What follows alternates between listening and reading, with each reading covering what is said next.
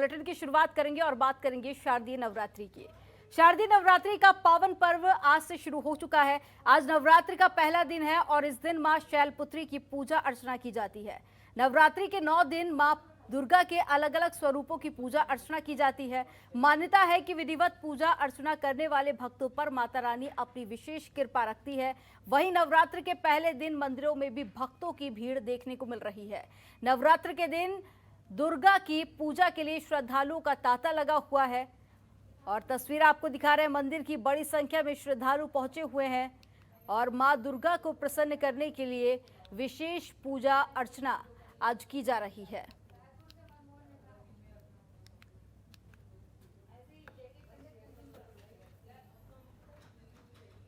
हालांकि कई सारे ऐसे भी मंदिर हैं जहां पर कोरोना के चलते गाइडलाइन का पालन कराया जा रहा है, लेकिन इसके बावजूद भी आस्था कोरोना पर हावी होती हुई देखी जा रही है। बड़ी संख्या में लोग मंदिर पहुंच रहे हैं और एक लंबे इंतजार के बाद जो भक्तों का इंतजार है वो खत्म हुआ है और आज श्रद्धालु मंदिर पहुंचकर पूजा अर्चना कर पा रहे हैं।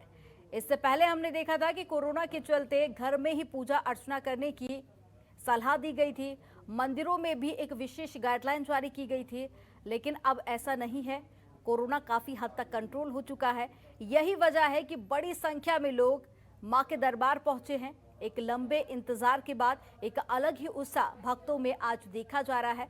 पहला दिन मां शैलपुत्री का होता है, विशेष पूजा अर्चना होती है और साथ ही पहले दिन कलश स्थापना भी होती है और साथ ही अखंड ज्योति भी आज जलाई जाती है।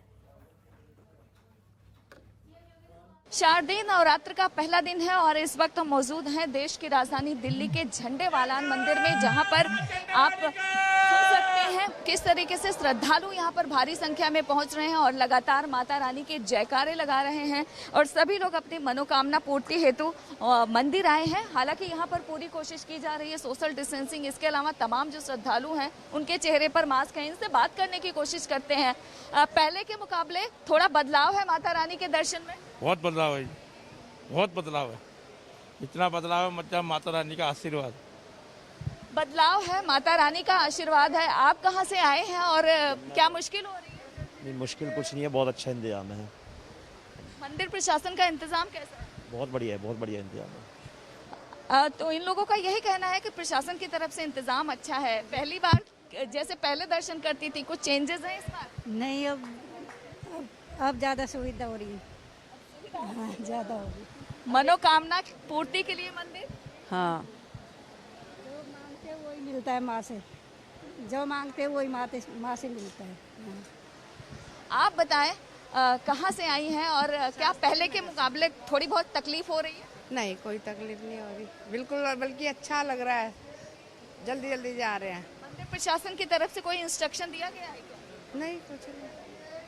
एहतियातन मास्क लगाएं, मंदिर प्रशासन ने कहा है। नहीं, मास्क हम परमानेंटली लगाए हैं। तो मैं तो घर में भी लगाता हूँ। आप लोग कहाँ से आए? सदर से जी। तो साफ तौर पर ये दूर दूर से जो श्रद्धालु हैं वो यहाँ पर आए हैं और इन लोगों का यही कहना है कि थोड़ी सी तकलीफ ज़रूर है, लेकिन क्योंकि लगातार जानकार कोरोना की तीसरी लहर के बारे में सचेत किए हैं, ऐसे में ज़रूरी है चेहरे पर मास्क हो, सोशल डिस्टेंसिंग का पालन हो और मंदिर में प्रवेश करते समय तमाम लोगों से मंदिर प्रशासन ने यही अपील किया है कि सभी लोग अपने हाथों को सैनिटाइज ज़रूर करें।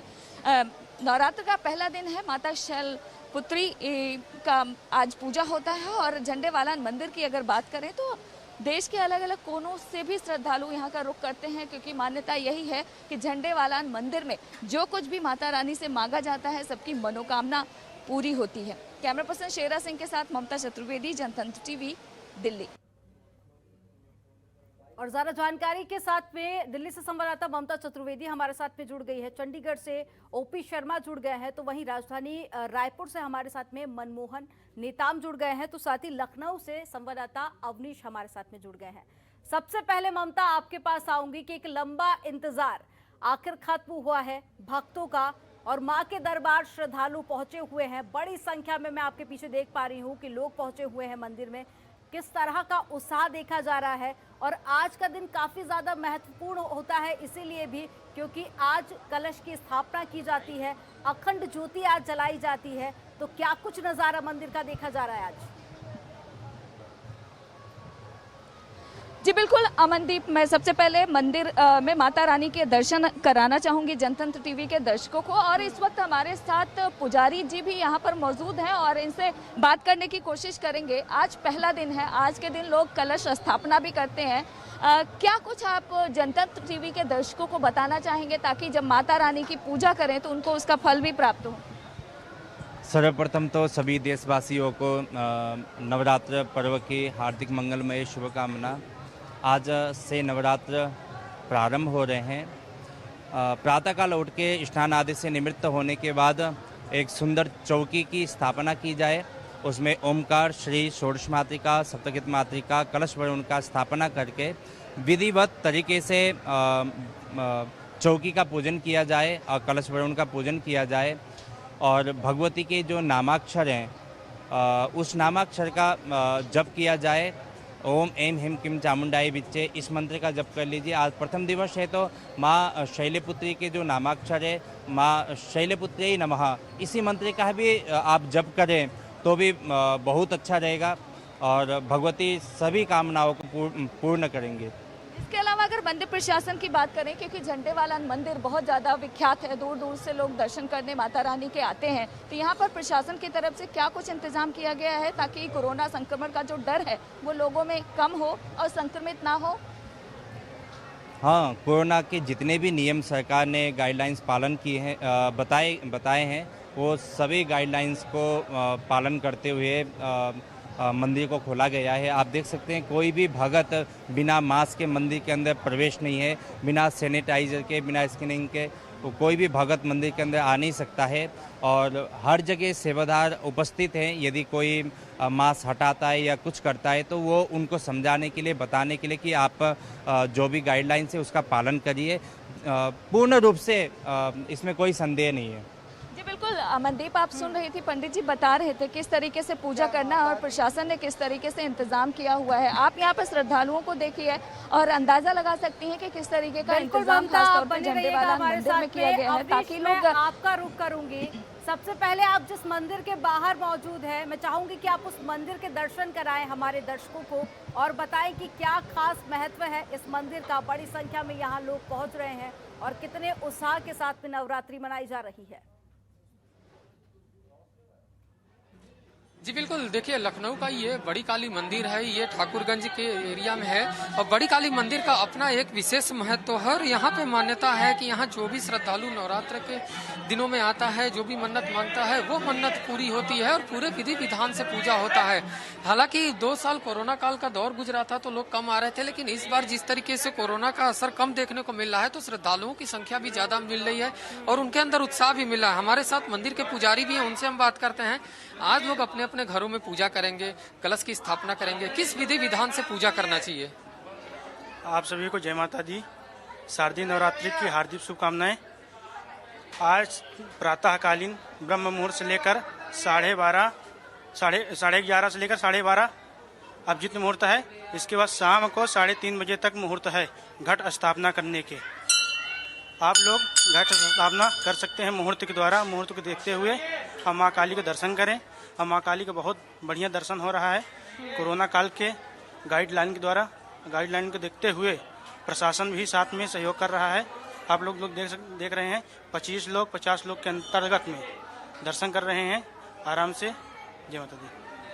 अच्छा, बड़ी काली माता का मंदिर है, काफी मान्यता है इसकी, तो क्या कुछ मान्यता है और लोग आते हैं तो क्या उनकी मनोकामना पूर्ण होती है? जी, मनोकामना सबकी पूरी होती है।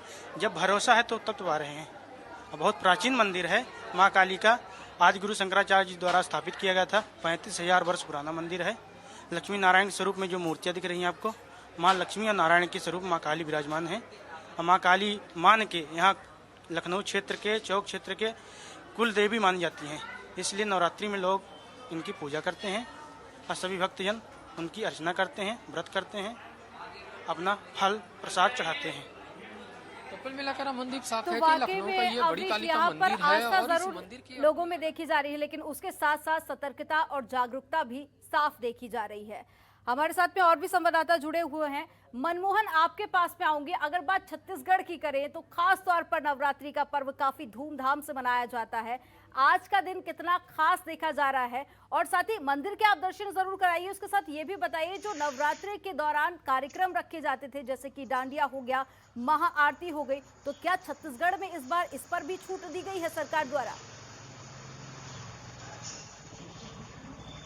देखिए अमनदीप, निश्चित तौर पे 2 साल के कोरोना काल के बाद इस बार का जो नवरात्र है वो काफी धूमधाम से मनाया जाएगा, लेकिन प्रशासन का जो गाइडलाइन है उसका पालन करना होगा, क्योंकि जो प्रशासन है वो कई सारे गाइडलाइन जारी किए हैं और मास्क और सैनिटाइजर के उपयोग के साथ ही जो मंदिर के दर्शन, माता के दर्शन करने होंगे। हमारे साथ इस वक्त मंदिर में मौजूद हैं उनके संचालक हैं, उनसे हम बात करने का प्रयास करते हैं। भैया, इस बार क्या प्रशासन की जो निर्देश है उसका पालन किया जाएगा और मंदिर प्रबंधन क्या तैयारी की है? देखिए, शासन का निर्देश ये है कि कम से कम मंदिर के सामने 500 स्क्वायर फुट की जगह खाली रखी जाएगी। हमने 1000 फुट की व्यवस्था की हुई है और अधिकतम 50 लोगों के प्रवेश का ही निर्देश है, तो उसके लिए भी हमने पर्याप्त व्यवस्था की है। उसके लिए बैरिकेडिंग भी किया जा रहा है और कोरोना गाइडलाइन का पालन करते हुए यहाँ पर हैंड वॉश और सैनिटाइजर की व्यवस्था मंदिर के परिसर के बाहर किया गया है और भीड़ भाड़ से बचने के लिए यहाँ पे पर्याप्त सुविधाएं करने का प्रयास किया जा रहा है। क्या प्रयास करेंगे आप इस बार की मंदिर में जो कोविड गाइडलाइन का पालन बराबर ढंग से हो, और जो श्रद्धालु हैं श्रद्धालुओं को क्या विशेष तौर पर आप गाइड करेंगे ताकि वो कोविड गाइडलाइन का पालन करते हुए माता का दर्शन करें?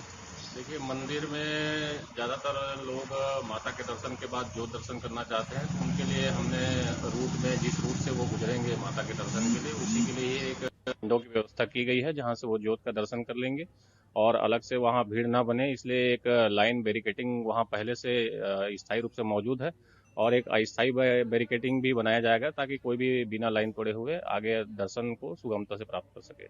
तो निश्चित तौर पे अमनदीप, जिस तरीके से प्रशासन की जो गाइडलाइन है उसका पालन करने का यहाँ पर काफी ज्यादा चाक चौबंद यहाँ पर देखी जा रही है और तमाम जो व्यवस्थाएं हैं वो भी कर ली गई हैं। आप बने रहिएगा।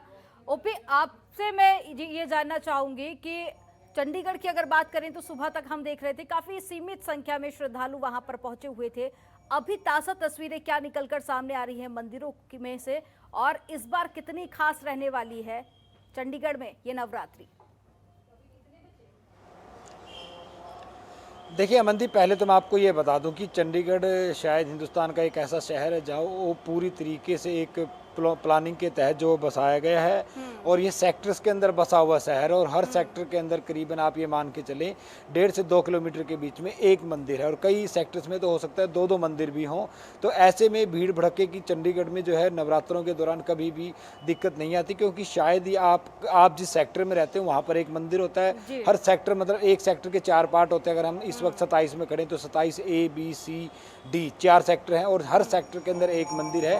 तो इस लिहाजे से चंडीगढ़ में नवरात्रों के दिन ज़्यादा भीड़ देखने को नहीं मिलती। इस वक्त हम चंडीगढ़ के सेक्टर 27 के सनातन धर्म मंदिर में खड़े हैं, जहां आप देख सकते हैं कि तैयारियां जो है वो पूरी मुकम्मल की गई हैं। मंदिर को पूरी तरीके से सजाया गया है और इस वक्त जो है कलश स्थापना को लेकर जो है वो पूजा करी जा रही है। अगर आप देखेंगे तो मंदिर के अंदर जो श्रद्धालु हैं वो इक्का दुक्का ही नज़र आ रहे हैं, क्योंकि एक तो इस वक्त करीबन 9:15 बजे का वक्त हो गया है, 10 बजे ऑफिस खुलते हैं। तो जो भी श्रद्धालु थे वो अपने अपने सेक्टर्स के जो मंदिर थे, अपने अपने इलाकों में जो मंदिर थे उनके जो है दर्शन करके जो वो हैं अब अपनी ड्यूटी की तरफ वो कहीं ना कहीं प्रस्थान करने के लिए निकल चुके होंगे। और चंडीगढ़ में अमूमन इस तरह की भीड़ जो है वो नहीं देखी जाती। कि जहाँ तक बात अगर कोरोना नियमों की करें तो चंडीगढ़ में शुरू से ही जो चंडीगढ़ पुलिस है उसकी जो अनुपालना के दौरान भी लोगों का जमावड़ा नहीं देखा जा रहा है। और जैसा कि आपने प्री प्लानिंग की बात की, तो ये जो प्लानिंग है वो अब कारगर साबित हो रही है। कोरोना का जो खतरा है कि सोशल डिस्टेंसिंग का पालन करना है,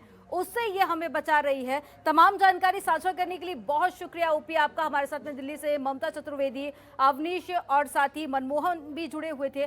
आप तीनों का भी तमाम जानकारी साझा करने के लिए बहुत शुक्रिया। खबरों के निष्पक्ष विश्लेषण के लिए सब्सक्राइब करें Janatantra TV and press the bell icon. Never miss any update.